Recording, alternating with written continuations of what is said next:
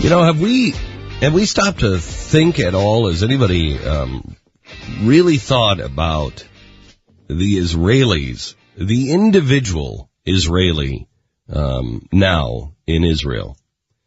When Jeffy and I went over, how many years ago did we go over, Jeffy? 5? Well, 6? It was a lot longer than that. 7 or 8. We went over, and the thing that Tanya and I and Jeffy were struck by is the size of Israel. It is small. And everything is on top of it. And if you, let me put it this way. Let's say that Egypt was New York State. Israel would be Manhattan. Now imagine if everyone in New York State had been saying, we want to kill everybody on Manhattan. We're just going to kill them all. But they had been held back. Imagine now if now they were in the streets and they were rioting. And they were all saying, we're going to kill all the people in Manhattan. We're going to kill them. Going to kill them all. We got to liquidate all of them. Kill them. No place for them to hide. Prepare. Can you imagine what the people in Manhattan would be thinking? It's worse than that, too. It's like all of those people had tried to do it before. Oh, yeah. Unsuccessfully. Over and over again. And no one would be listening to the people in Manhattan. Yeah. Everybody in Manhattan would be like, hello, guys, can you help us here? And nobody would. And apart from Israel being about the size of Jersey and Egypt being the size of Texas and California combined, population-wise, Egypt is 80 million people as opposed to 5 million in Israel. People forget. And that's not counting the fact that Jordan is now in civil unrest. Yeah. Syria is now in civil unrest. Turkey, which used to be an ally, they've turned to the dark side hard. Turkey was involved in the flotilla with William Ayres, Bernardine Dorn, and Code Pink, and the Muslim Brotherhood. The new guy in Turkey, the head of Turkey, belongs to a group. The prime minister belongs to a group that calls for a caliphate. Turkey used to be the only one that wasn't really, that had entered the modern world, that had an army that would protect the Constitution and keep it away from religious zealots. Those days are over. They're over. And it looks like Turkey is going to be the real seat of power. Gee, wait a minute. Turkey's going to be the seat of power. That's, wasn't that the original, caliphate there? I think it was. I think it was. Constantinople. Mm-hmm. Don't forget the premier is the guy that said, democracy was just a tram you ride until you arrive at your destination and then you step off. So imagine you're now surrounded by Syria, which is a hotbed for Hezbollah. Jordan, which was kind of your friend, is now in civil unrest. Egypt is in civil unrest. Saudi Arabia is the only chance that the Israelites have. That's it. That's it. And that's not really helpful. Yeah, that's probably not giving them a lot of comfort today to think, hey, we got the Saudis. That's good. I got that. Not good. Because what are we going to do? Seriously, what is the United States? If you are, somebody, and I've told the staff to watch for this, you'll know when the Jews in Israel really believe that that this is it. I think you will see, instead of a mass exodus, I think you will see people going to Israel. Young, the youth of the world will go to Israel to fight. They'll say, I'm going. I'm going to go and I'm going to join the IDF and I'm going to stand. I think. Don't you? Mm-hmm. And when you see an influx of youth going to Israel, you know that They think they're close. And I think they're close. I don't know what they're close to. I don't know how Israel stands other than Israel, every time she stands, she kicks their butt. I mean, every time. Oh, yeah. I mean, they've done this before. And you know what? As far as I'm concerned, they kick their butts. They can keep all the land. I mean.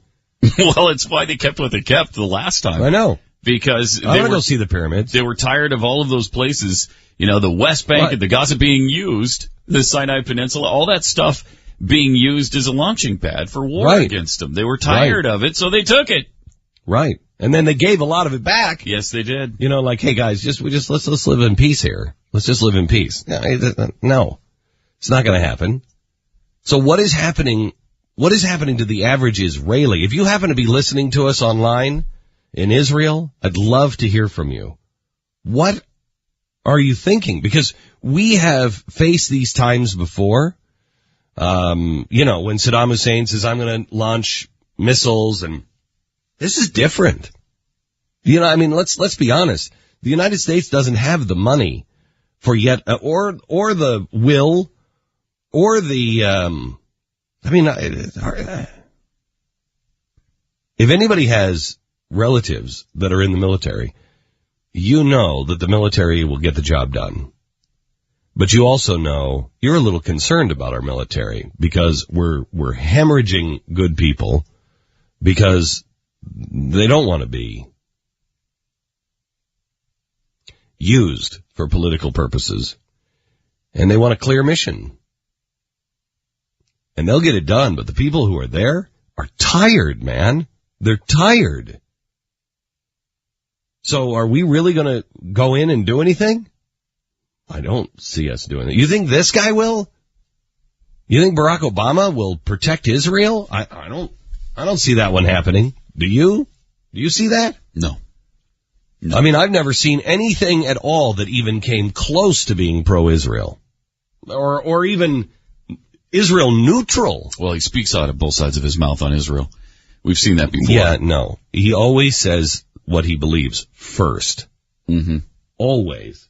This guy always does it. It's, we know how he feels about Jeremiah Wright because of the way he said it first, and then the polls come back. And then he changes. Whenever he was off prompter, he speaks his mind. Mm-hmm. And I think this was the Jerusalem flip right here. The truth is that this was an example where we had some poor phrasing in the speech, and we immediately tried to correct the interpretation that was given. The point we were simply making is that we don't want barbed wire running through Jerusalem. And what his point was to the what do they call that? CPAC or not CPAC? It's the Jewish league that he goes and speaks to. Yeah. He went and talked to that organization and told them absolutely we're gonna see to the fact that there is no divided Jerusalem. Jerusalem is your capital city. That's it, and it will not be divided. Then this flip that I was just simply saying there wouldn't be barbed wire running through the town. Mm. Oh, okay. All right. So it could be a wall, or it could be a fence. It just can't be barbed wire. Is that what you meant? I mean, come on. What a dumb statement. Now imagine if you have a Muslim, an extremist state, a Sunni extremist state, like the extremist Shia state of Iran. Can you imagine having that on your border? And the Gaza Strip. Because remember, the border of the Gaza Strip was protected by Egypt. That's not good. So our thoughts and our prayers are with the people in Israel today, as well as the people on the streets that I think are a lot of them just being used in Egypt. Kathy, go ahead. You're on the Glenn Beck program. Hey, wake up, America, because it's here, and I feel that it's going to be coming here next. We have too many organizations here. The Muslim Brotherhood here, with its arms here. It has the Muslim Student Association and the Muslims of America, which is Islamberg, which I instruct about when I teach a class to law enforcement. So it's here, and people don't want to know that it's here. They don't want to pay attention to it's here. What do you mean? What do you mean you teach a class for law enforcement?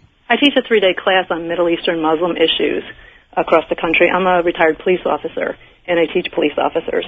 And you can't believe that even cops aren't aware of what's going on here. Excuse me. And Sharia law is thriving here in this country. Give me an example. Sharia finance, how it's affected some of the largest banks in our country.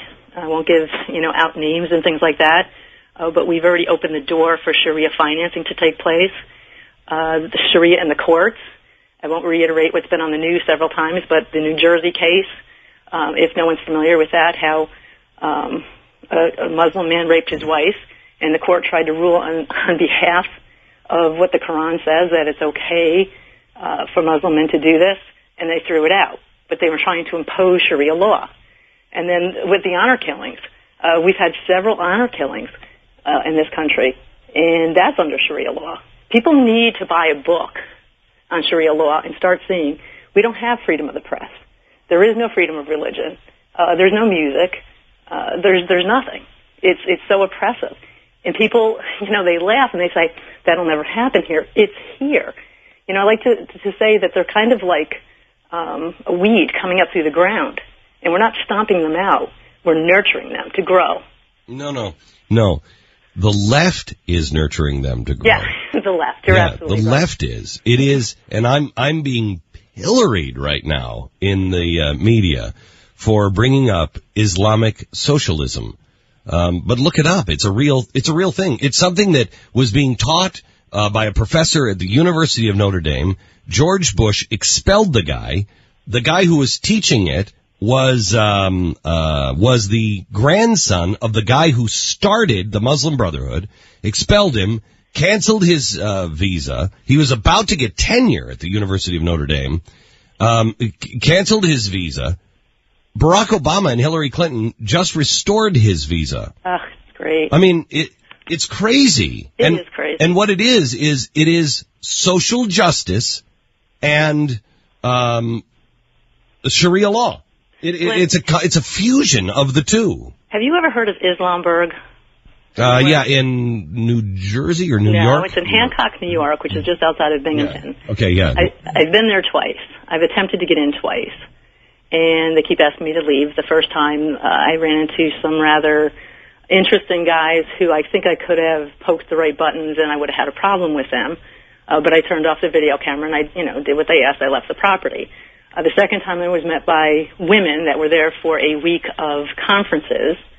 But it's here, and that is a training compound for Jamaat al-Fuqra, and that is the same group that beheaded Daniel Pearl. And you start talking like this, and people say, no, it can't be happening here. Well, when I interviewed the Deposit, New York, which is the town bordering there, the police chief, he really didn't want to get involved in it. He said that they bring money into the community. There's your problem. Yeah, and last month they had a parade for Muhammad's birthday, and the mayor went on to say that they enriched the community. Well, if you ever want to go there, let me know, because it is a hovel. It is disgusting, but it is also a very scary place.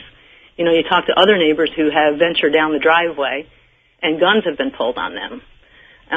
There's all kinds of things going on there, and I had to go there myself so that I can tell my class about it. As I tell you what, Kathy, I want to put you on hold, and I want to get some information, and we'll reach out to you. But I don't have a problem with somebody who says, hey, we bought this land and we want to live the way we do, as long as they live, with the law of the Constitution. And I am very, leery about taking anyone's religion and saying, hey, you can't do, no. As long as you're abiding by the Constitution, you can live on your land any way that, you choose. You can worship the God of your understanding, as long as you're living by the rules of the Constitution as well.